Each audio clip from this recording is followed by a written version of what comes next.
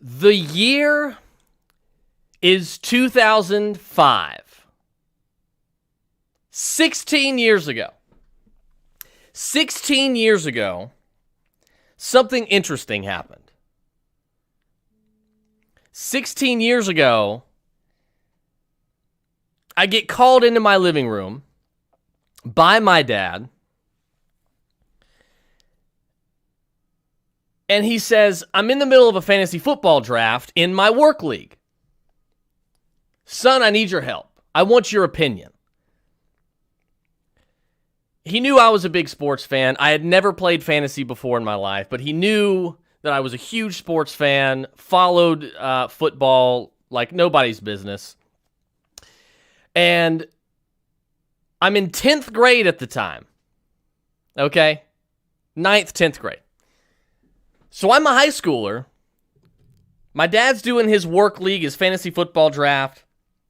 It is a 16-team Dynasty league, 1 QB, okay, run on my fantasy league, okay? So his question was, and this is the question that got it all started for me. This is what got the ball rolling for Chris McConnell in fantasy sports. Lawrence Maroney or Maurice Jones-Drew? That was the question. I still remember it. That was the question. So I told my dad, look, we kind of went over the makeup of the teams of the Patriots who had drafted Lawrence Maroney and the Jaguars who had drafted Maurice Jones-Drew. And I ended up telling him, go with Maurice Jones-Drew. That's going to be your best pick. That'll be the best option for you.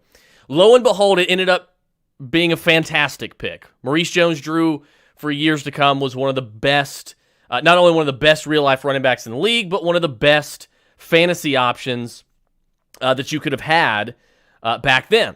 And he went on to do that for 7, 8, 9 more years after that.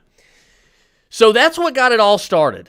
A 16-team Dynasty league where my dad was playing with his work buddies. Fast forward to the very next year, in 2006, and I take over an orphan team in that league, and that's all she wrote. The fantasy career of myself had begun.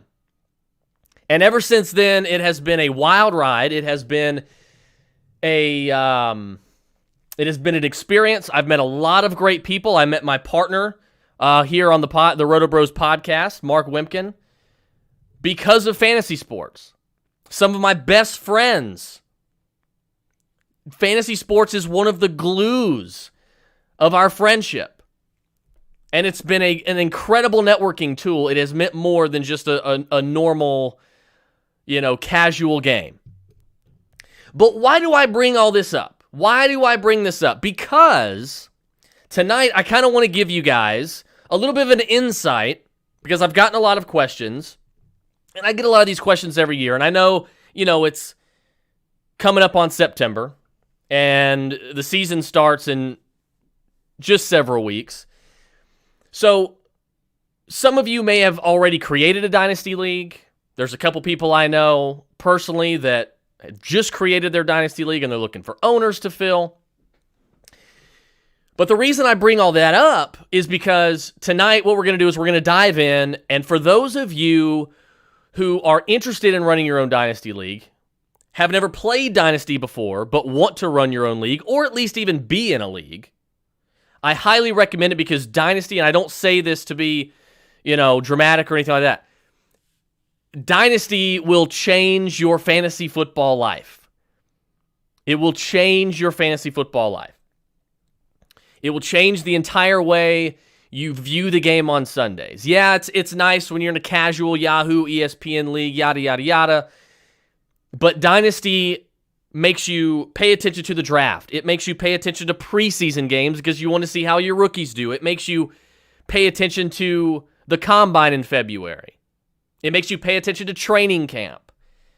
Dynasty turns this hobby that you had for 6 months into a year-round, and in many cases, 24/7, 365 sort of hobby. Most of you watching and listening to this know what I'm talking about, right? We're borderline obsessed with it, but it's our favorite hobby, and we get to do it with all our friends. And we've met a lot of great people. And a lot of us have even won some money as well. But the reason I bring all this up is because we're going to talk about how to run a successful Dynasty League. We're going to talk about roster construction. We're going to talk about taxi construction, IR construction, scoring. We're going to talk about all these things that most people have questions about. Hey, how should I run this? Hey, what should I do here? Some of our great patrons in the Roto Bros Fantasy Advice Lounge, which you can join. Let me pull this up here, and so I can get that scrolling across the bottom for you guys. There we go. For those of you watching live, you can see it scrolling across the bottom. Patreon.com/RotoBros. Join the Roto Bros Fantasy Advice Lounge, the highest IQ fantasy podcast on the planet. You will become not only a better player, you'll become a smarter player. So, we're going to discuss what I believe and what I have noticed and seen to be the best ways to run a Dynasty League. The proper rules to put in place. Bylaws to have. So, we can start from the very beginning. Roster positions, right? Typically, a lot of casual players are coming from the 1 QB positions, or the 1 QB leagues where you start one quarterback. First of all, if you're going to do a dynasty, you shouldn't be doing a 1 quarterback dynasty. Okay? It needs to be Superflex. Superflex, it's the new normal. It is what it is the type of format that increases later round draft picks and rookie drafts. It increases strategy. It makes you a better player because it makes you think more. There's more strategy involved. And not only that, but it increases tenfold.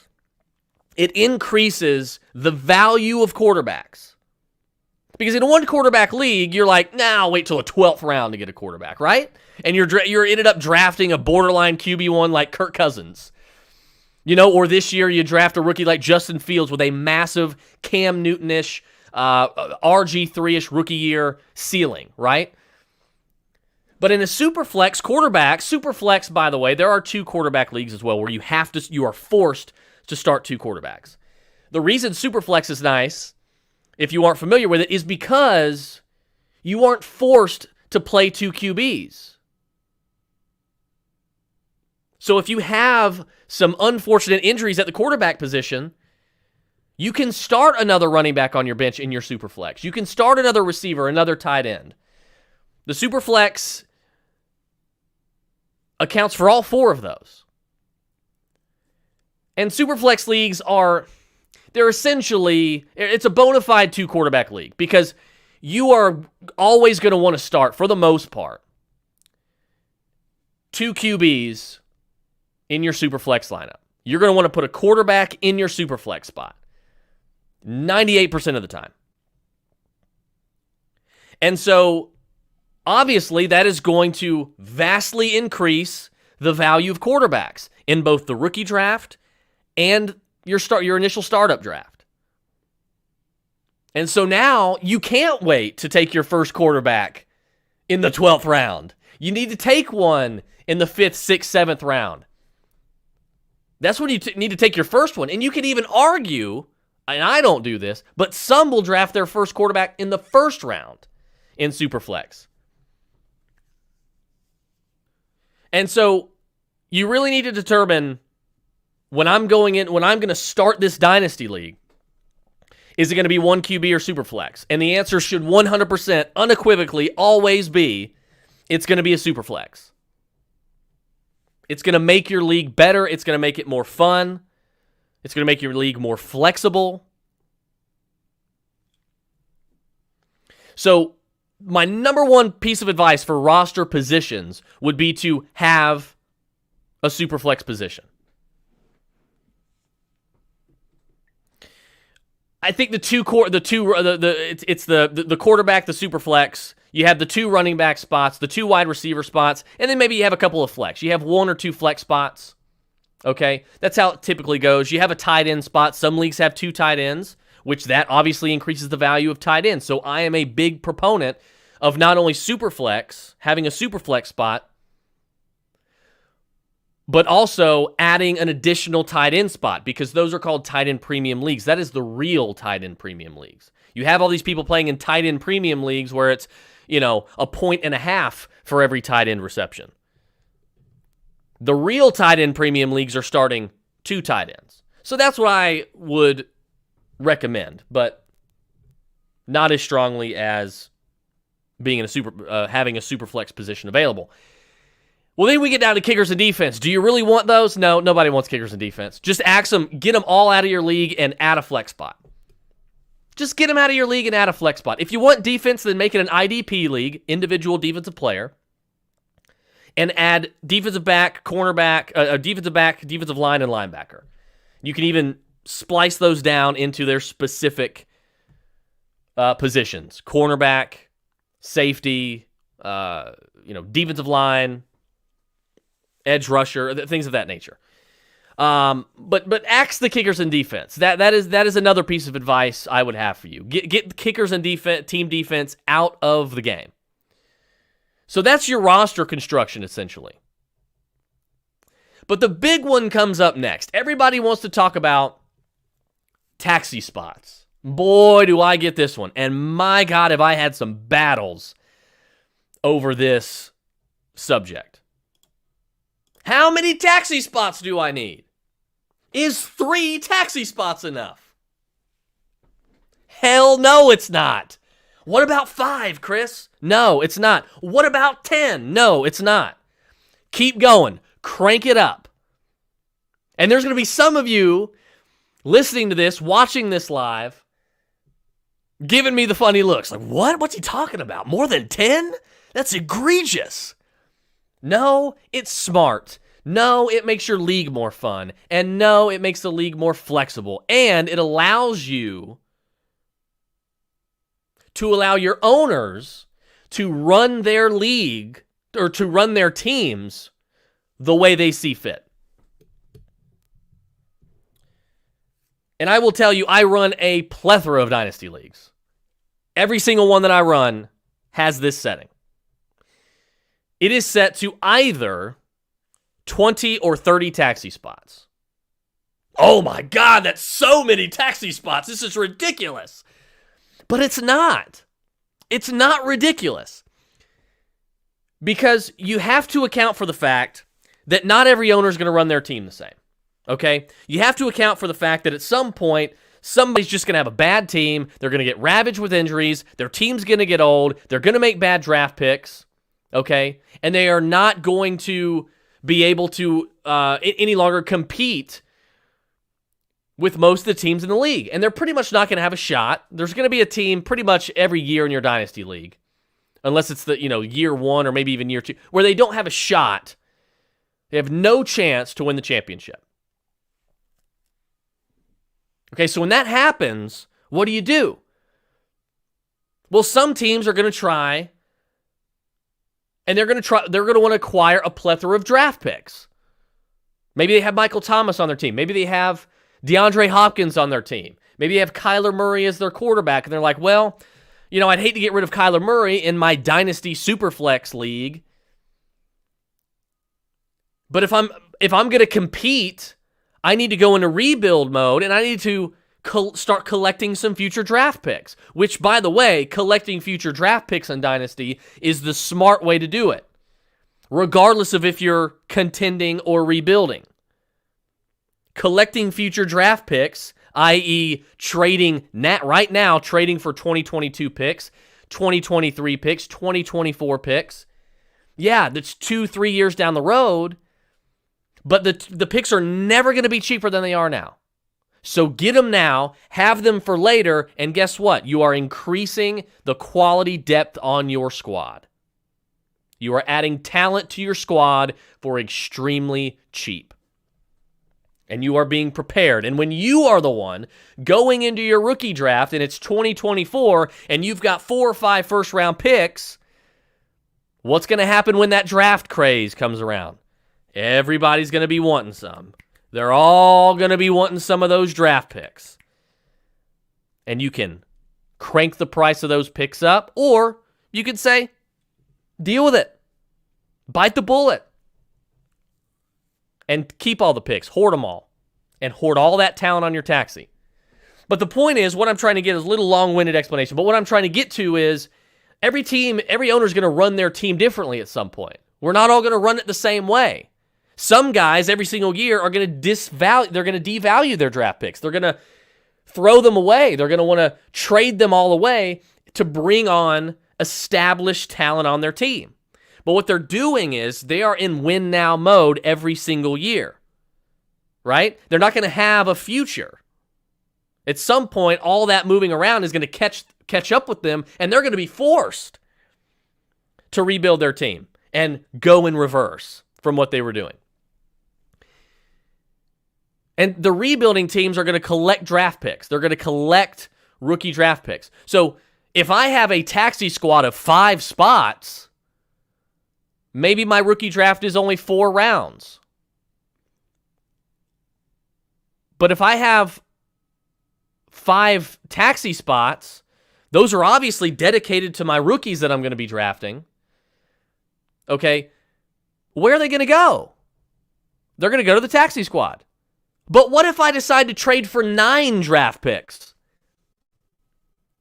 What if I have a full team, a full active roster, a full bench, but I have 9 draft picks, but I only have 5 taxi spots? Some owners, some commissioners that are out of their gourd are going to force you to choose between some of the veterans on your bench and the rookies you drafted. It's the most asinine thing in the world. Increase the taxi spots. All drafted rookies should be treated the same way. Every single rookie that gets drafted in your rookie draft should be able to be taxi eligible. Najee Harris should be just as taxi eligible as Jacob Harris. Just because Jacob Harris was my 6th rookie drafted and I've only got 5 spots doesn't mean I should have to cut a veteran on my bench to be able to fit Jacob Harris on my roster. He has every right to go to the taxi just like Najee Harris does.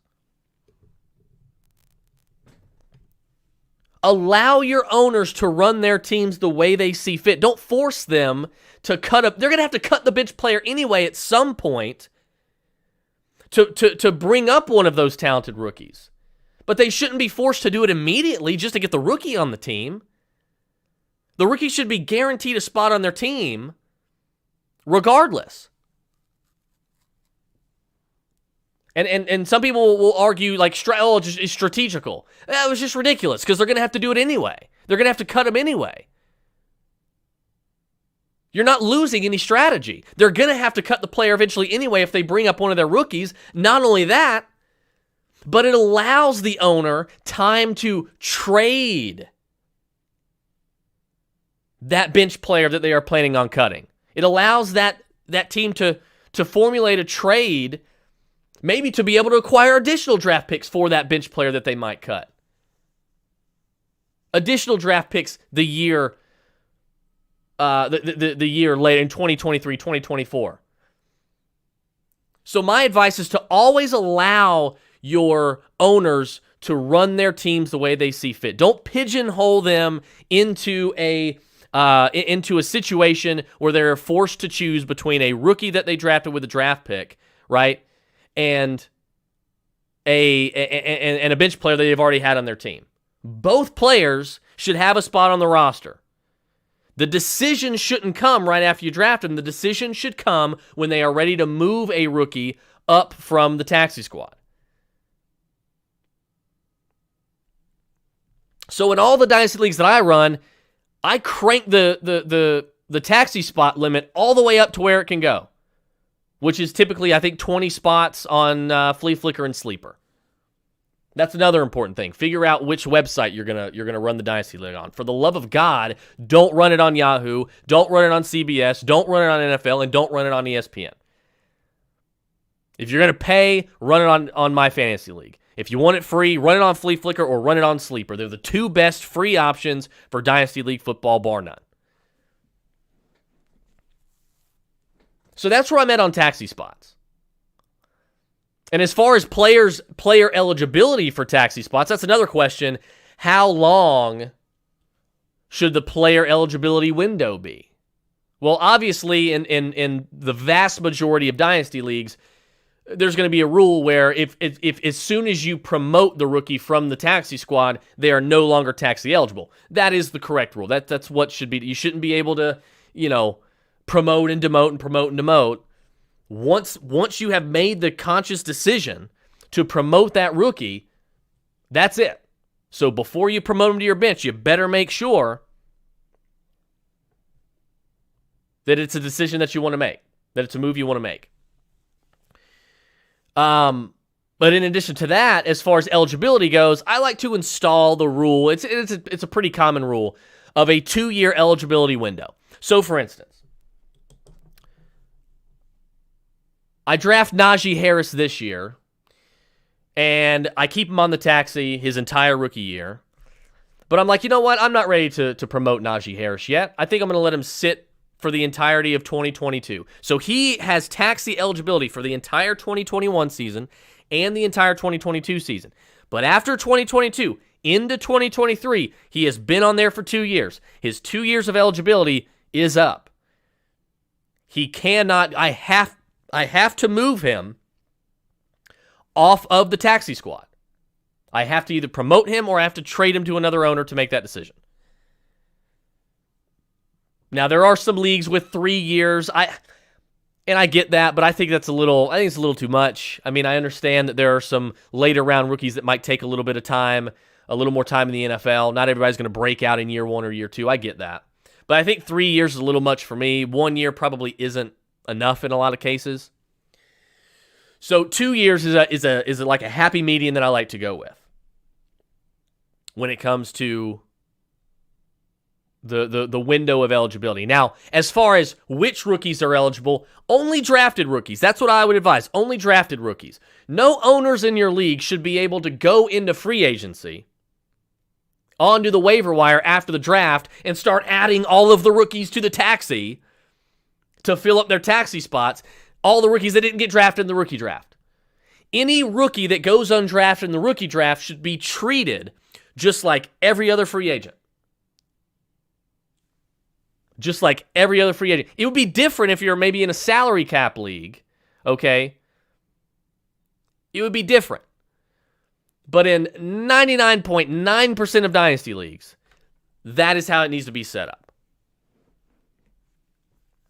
It is the most efficient way to run and manage taxi squads in a league. And Sleeper and Flea Flicker and they have the setting within the league setting, within the commissioner settings where you choose the window of eligibility. All right, now you can't, unfortunately, they haven't implemented yet for some reason. They haven't implemented rookies that don't get undrafted, rookies that don't get drafted, not being able to go to the tax. So you will kind of have to police that a little bit if you're a commissioner, but it's not hard at all. It's easy. Especially when you're notified of who goes on the taxi and all that kind of stuff. But you shouldn't allow owners to just willy-nilly jump into the waiver wire and start picking all these rookies that didn't get drafted into your fantasy draft and adding them to the waiver wire or adding them to the taxi squad. That doesn't make any sense. Like, what's even the point for draft picks then? There's an incentive for you being drafted. If I draft a rookie, if it's down to 2 rookies, if it's the 4th, 5th, or 6th round, the last round of whatever draft, we'll say 4 rounds. Your rookie drafts 4 rounds. It's the last pick of the 4th round, but you got 2 guys. You're like, man, I don't know if I want player A or player B. You choose player A. Well, you should not be able to go in, okay, to free agency and pick up player B and just throw him on your taxi squad. That's the whole point of making a decision. If you allow that, you are actually removing strategy. You are removing decisions of skill from the game. Because it's like, oh, it doesn't matter who I pick here. I don't have to make the right decision because I could just throw them both on the taxi. Doesn't make any sense. That makes 0 sense. But you would be amazed at how many people think that that's a good way to run things. It is horrible. It is egregious.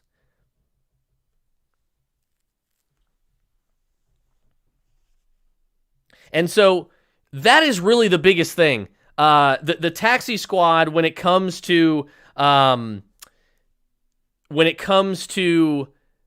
Dynasty leagues, it seems to always cause the biggest uproar. It causes the biggest form of discussion. Like, how should we treat this? And that's how I do it in every league. I know it's kind of, it can be sort of, it can be a lot of information, and there's several different ways you can do it.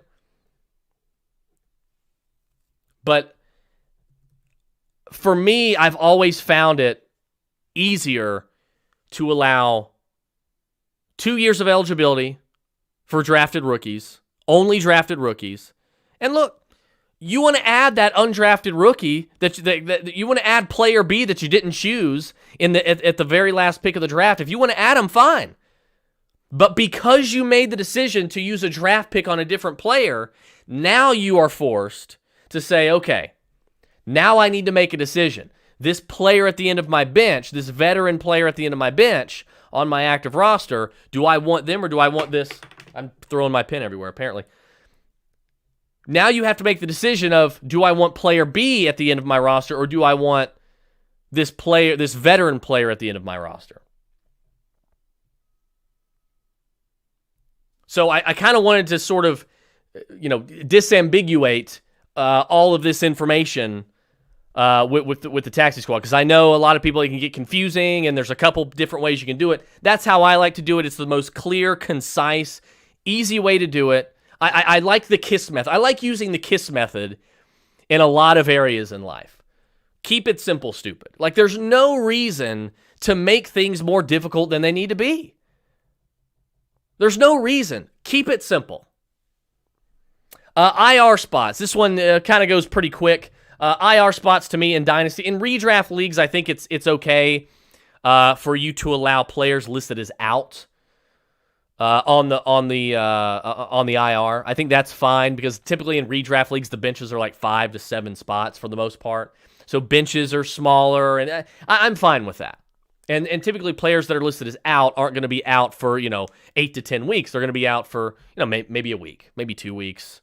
Maybe they're out for one game, right? So I don't mind. In Dynasty leagues, the way I run it is the only players that are allowed on IR are players in IR in real life, whether it's season-ending IR or what was IR designated to return. If they are on any form of IR, they are IR eligible, as long as the site allows it, obviously. So that's pretty standard for me. Now, as far as the number of IR spots, some people are allowing 3 IR spots. Well, what if I have 4 players that tear their ACL? That doesn't make sense either. So now you're forcing an owner to keep a player with a torn ACL, their 4th player with a torn ACL, which is rare, I get it. But this kind of stuff happens. Maybe it won't be 4 torn, maybe it'll be just 4 players that are out for the year. In a Dynasty league, they should be allowed to put every single player that they have on their IR. It's not their fault. They shouldn't be punished for that. You shouldn't have to force them to cut someone to replace them. They're out for the year. It's a Dynasty league. Let them put them on the IR. Crank the IR spots all the way up to 10, 20, whatever it is. They're never going to have 20 players on the IR, but who cares? Crank it up. That way you never have to worry about someone complaining about, oh, there's not enough IR spots and I've got 5 guys on the IR. Allow owners the flexibility. One more thing I spoke about that I missed in roster positions. And for the love of God, please, this goes back to flexibility and allowing owners to run their teams the way they see fit. Okay? Get rid of roster maximums. Roster maximums ruin leagues. They are terrible. They are worthless. Roster maximums are horrible. You're going to tell me in a Dynasty, they're bad enough in a redraft league, but in a Dynasty league, you're going to tell me that you're only going to allow your owners to own 7 running backs? Are you kidding me? That's absolutely asinine. You want to talk about egregious? Roster maximums piss me off more than almost anything else. It's probably next to trade vetoing. We'll get to that in a minute. But those are the two things. Roster maximums drive me up the wall. People are in the Roto Bros Fantasy Lounge asking questions. What should they do? Oh, yeah, you should probably drop that second tight end on your team in a one tight end. Drop that second tight end on your team so that you can add an extra running back or wide receiver at a position that matters. Oh, well, that's too bad because I'm at the roster maximum on both. I can only own 8. What? That's absurd. That's absurd. Allow your owner. If there's an owner out there that wants to own 12 running backs, let them.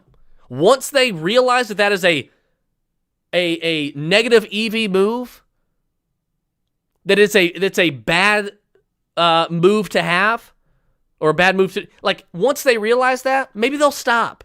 But if they don't, it's just bad strategy. But owners should have the freedom to use that bad strategy if they want. Roster maximums they should be you should be locked up. You should be locked up for using roster maximums. I will call the cops on you if you tell me you are using roster maximums. That's how much I hate them. Okay, let's go back to let's go to the draft. Speaking of, we talked a little bit about rookies. Let's talk about the draft. How many rounds? I think 4 to 6. I mean, we'll keep this simple. 4 to 6 is perfect. 6 is when you're getting in. You got to remember, if you're going to 6, we're talking about typical 10, 12-man leagues. 5 to 6, for me, I think 4 is the sweet spot, because then you even have the rookies. You even have some rookies that could potentially impact the NFL. You're not going to have it every year, but you could potentially have some rookies that could impact the NFL that would typically go in a 5th or 6th round.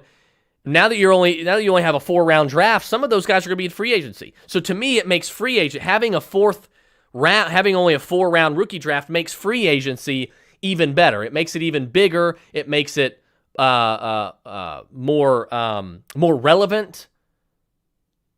Okay, there's more talent in the free agent pool, and all of us love that, right? The leagues are big enough in Dynasty. The rosters are big enough. Let's keep free agency relevant. Right? You don't want to go into a free agency pool and it's like, man, there's nobody here to pick up. That's the worst. It's the worst. So what I would do is I would go with 4. I'm not going to argue with you if you want to do 5 or 6. I get it. But I would recommend 4. I would recommend 4, and then, guys like James Robinson last year in a lot of rookie leagues, rookie draft was not going in the first 4 rounds. James Robinson went undrafted as an undrafted rookie free agent, and the Jaguars signed him as an undrafted rookie free agent running back. But in most rookie drafts, he wasn't going in the first 4 rounds. So you had the chance to pick a guy like James Robinson up, even in Dynasty, and he turned out to be the RB7 in fantasy last year. Now look, he may be an outlier. That's true. It's not going to happen all the time. But even a guy like Philip Lindsay several years ago. Hey, these are guys that this kind of stuff's going to happen. Especially in Superflex, because quarterbacks are going to go higher, pushing more running backs, wide receivers, and tight ends down the board. Which, in addition, it is going to make free agency more. I don't know what word I want to use here. I've got about 3 of them on the tip of my tongue, but we'll just say it's going to make free agency better.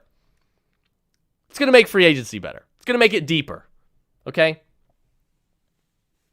So I think I'd stick with a rookie draft 4 rounds. That's what I can understand 5 or 6, but if you're asking my advice, I'm going to tell you 4 rounds. I think that's the sweet spot. It's not too short. It's not too long. It's just right. League voting. I like league voting, right? We won't get into my political beliefs, but I am, many of you know, I am pro allowing your owners a say-so, a majority rules vote. And what I like to do in a 12-team league, obviously I am one of those 12. You're going to be, if you run the league, you're going to be one of those 12 owners for the most part. What I like to do is I like to remove my vote. That way there's always a majority. Right? So I can have an opinion on it. I can speak my opinion on it. But my vote does not count in this majority rules vote. That's how I like to run my leagues. So if there's a scoring change, a roster change, if you decide to go from free to, a paid league or a paid league to free, whatever, any big time decisions, if you're voting on, if you want to add a super flex spot, you might want to sit it to a vote, right? Because there could be a lot of people that aren't happy if you just change it across the board. Now, having said that, there are going to be some times where, look, you are the commissioner. This is your league. You put this together. You are responsible for keeping it on the tracks. And if there's an issue that is affecting the league, or you're getting a lot of pushback on an issue, you should have every right to sign that executive order and make the change yourself. Look, if you're not happy with it, you're not happy with it. You are welcome to leave the league. Hopefully that doesn't happen. Hopefully it's not that serious. But as a commissioner, you got to hope that your owners trust you enough to be like, okay, it's been a fun league for years. This is a little bit of a change. I'm going to have to get used to it, but I don't want to leave the league over. This is kind of childish, I think.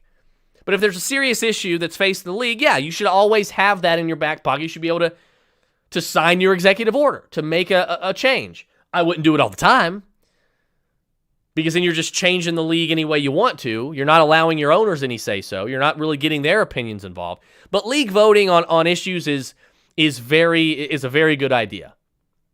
And I highly recommend, I highly endorse that. And what I like to do is, a little rule I like to set in my Dynasty leagues, league voting goes on from the time the new season starts, where the league flips for the new season, up until your rookie draft. After the rookie draft, that's it. Nothing can change in the league. You wait until the offseason, until the season's over again. So you have that window to say, okay, any issues that you guys want to bring up, and anybody can start a league majority league rules poll. I think that's, look, if John Doe in my league wants to add a super flex spot, maybe I'm not crazy about it. And of course, you can always step in with your EO there as well and say, nah, that's not going to be something we're going to go for right now. Now, if enough people, if it picks up, if enough people sign, a whatever it's called, I'm losing it right now. A petition. If you get enough petition signatures from people in your league, then yeah, you might want to consider a change, because the majority of the league feels this way, and consider a poll on the matter.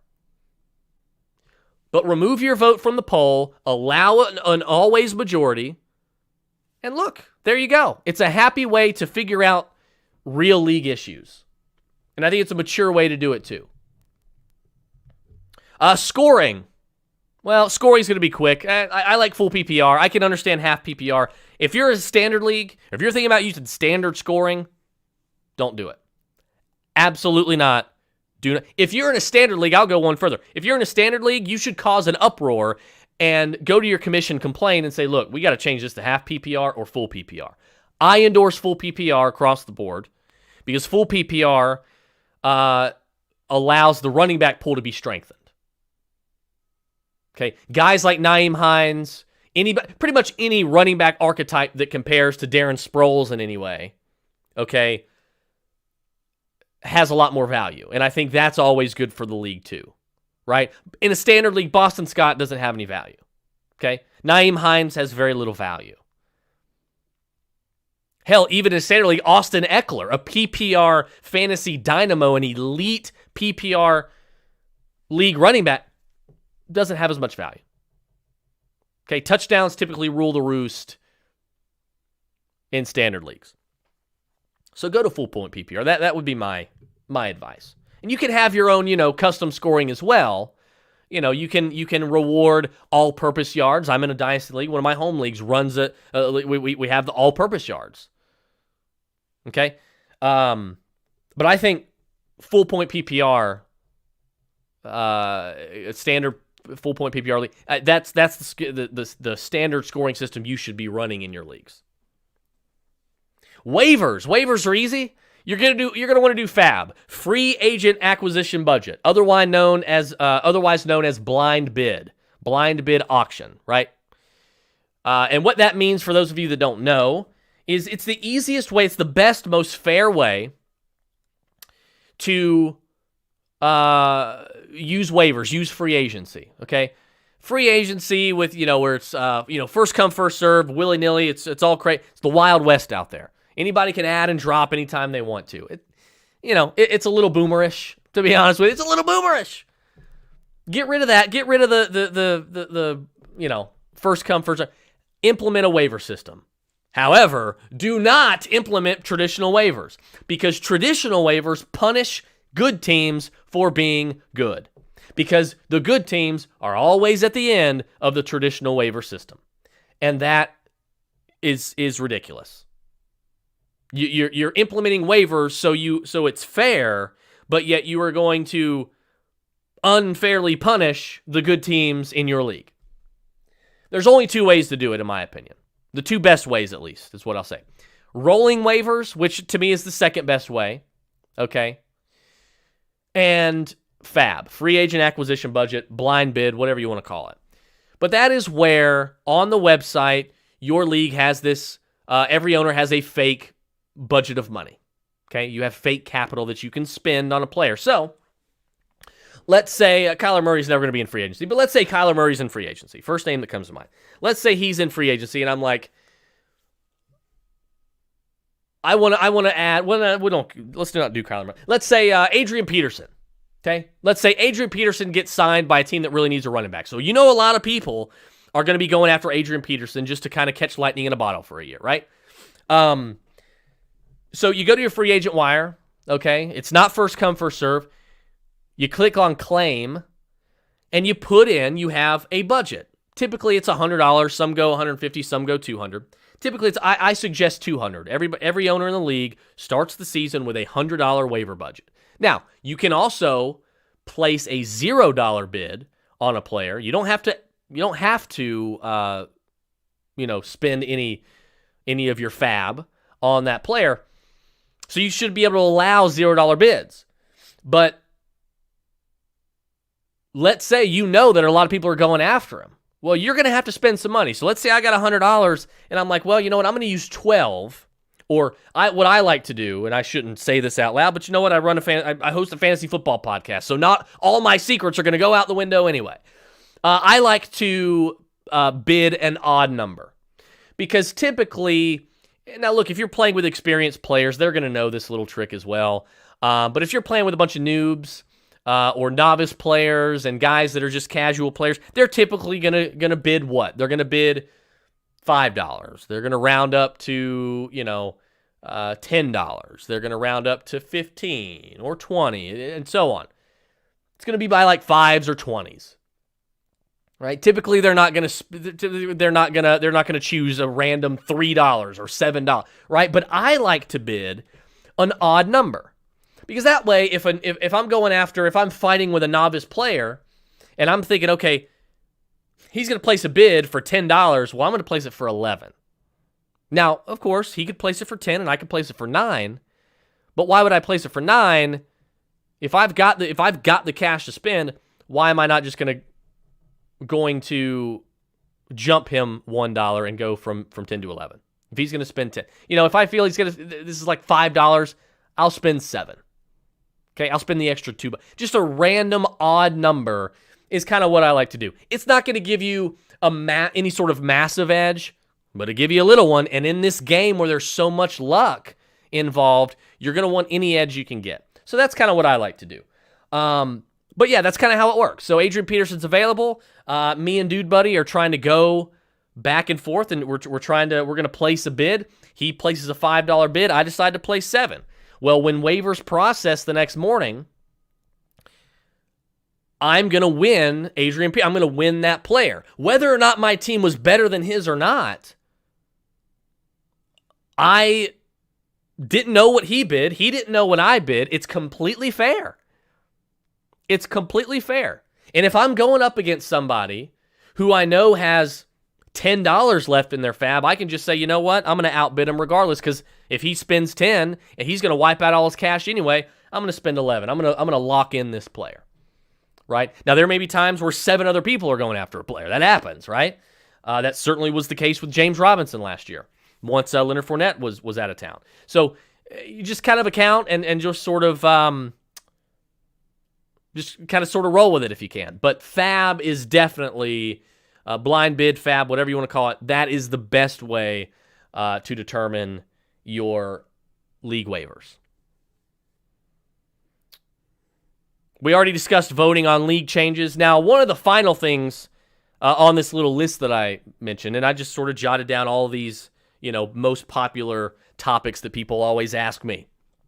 The last one on this list is voting on trades. Should owners be allowed to vote on trades? Can we say in unison, absolutely not? If me and Joe decide we want to do a trade,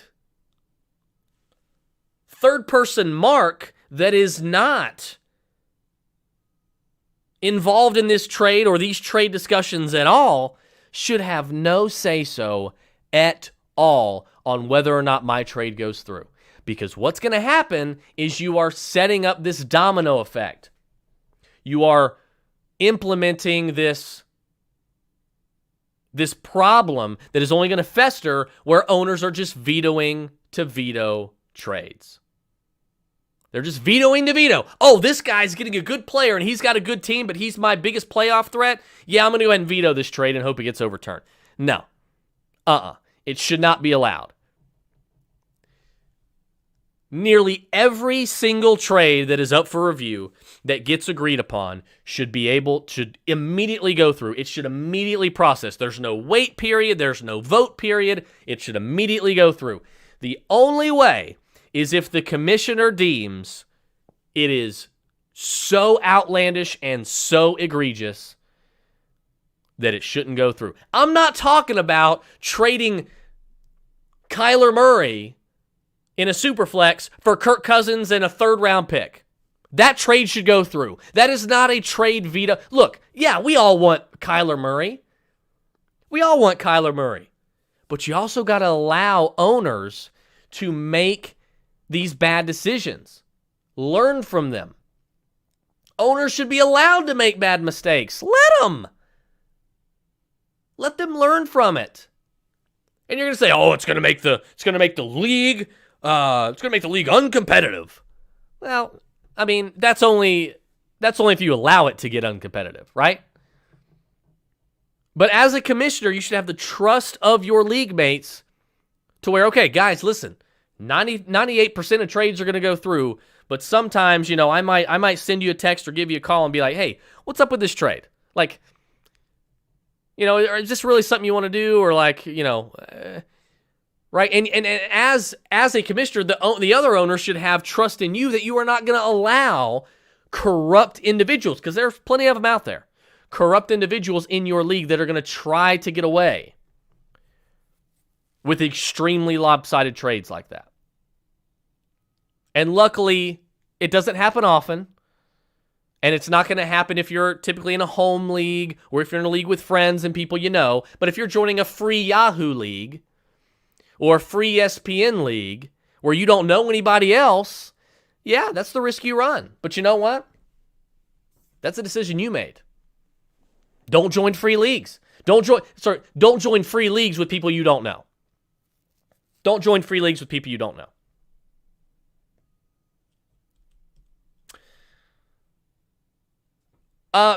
I mentioned at the top of the show where some of our patrons had asked a couple questions, and one of them was about taxi eligibility and how long is, and I've already answered that one, obviously.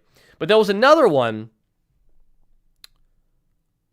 about ideal roster size. What is the ideal roster size, total roster size in a Dynasty League? So what I like to do is I like to have, in Dynasty, I typically like to have a base standard of 12 bench spots. I think 10 to 12, I think, is perfect for Dynasty. And I think for a starting roster, you're looking at anywhere between 9 and 10. Okay? So I think anywhere from 20 to 23, 22, 23 active roster spots is the best way to do it. Now, there are some that go 30. There are some that go even more than that. And as a general rule, the more teams you have in the league, the smaller you want your benches to be, because if they're not, your free agency is not going to mean anything. Okay, eventually you're just going to run out of players that are relevant, right? But that's where I like to be between 20 and 23, 24, something like that. I think 24, 25 is probably the max for me personally. But again, you find the sweet spot, you determine what you want. I think anything over 30 is probably overkill, to be honest with you. And I'm not talking about, look, we're talking about active roster spots. So starting lineup and bench. We're not talking about your taxi. We're not talking about spots that the taxi spots in the hour, they don't count toward your active roster. Okay.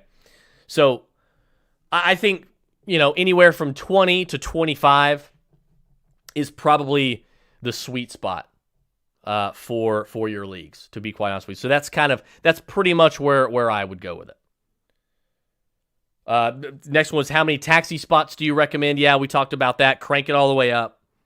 If you're just now joining, if you're just now listening for some reason, go back to the beginning of the episode and listen to why. And the last one was the best way to draft in a startup league. So a lot of leagues, and this is a popular question as well, a lot of leagues like to, you're going to do your startup draft. Well, some commissioners like to include rookies in the startup draft. Others like to just do a veteran startup draft, and then after that draft, they'll do a separate rookies-only draft.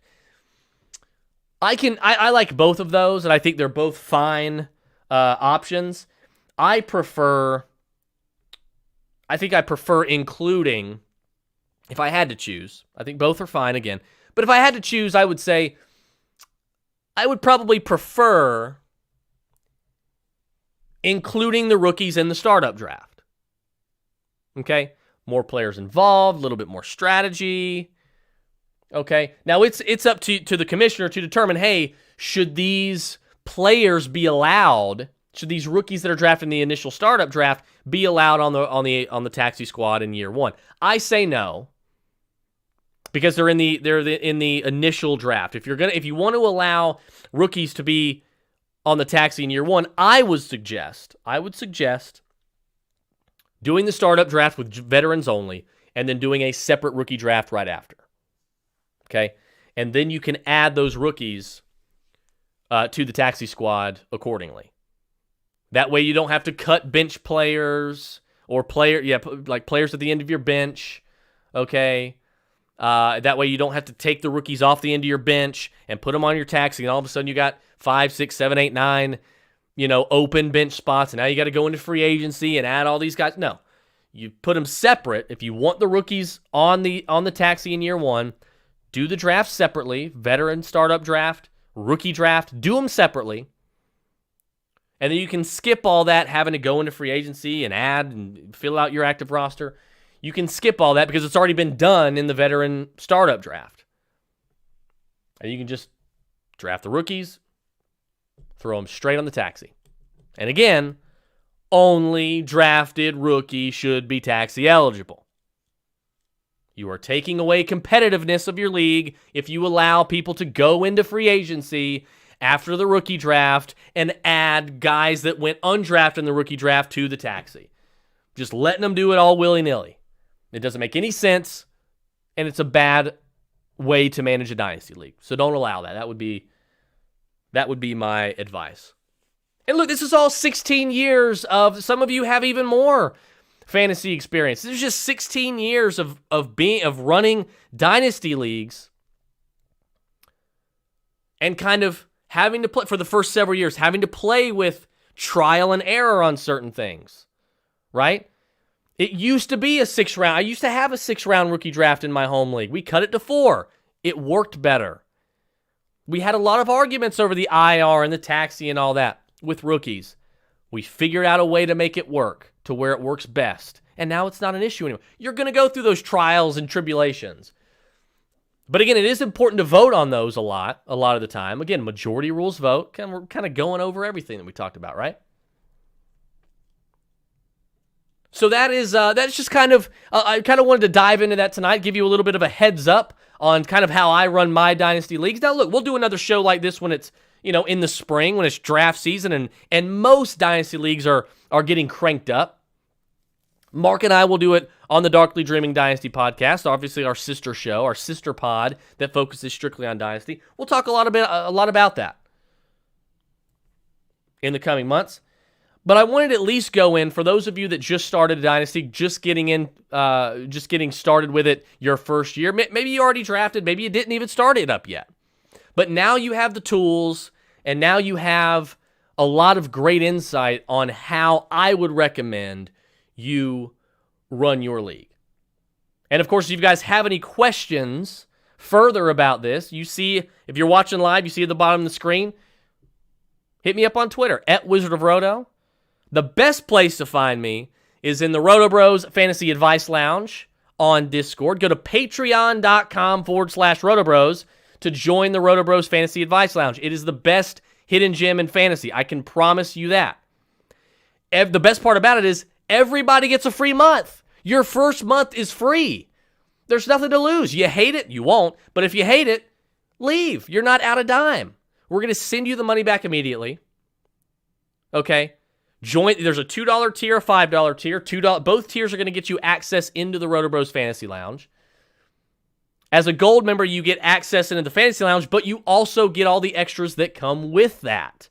With being a gold member, you get Mark and Joe's weekly DFS podcast during the season. You get Mark's weekly snaps and targets report. You get our after party shows that we do each week. You also get, in the spring, because the off season, it's still going around. If you want to be a member in the off season, if you're playing Dynasty, this matters.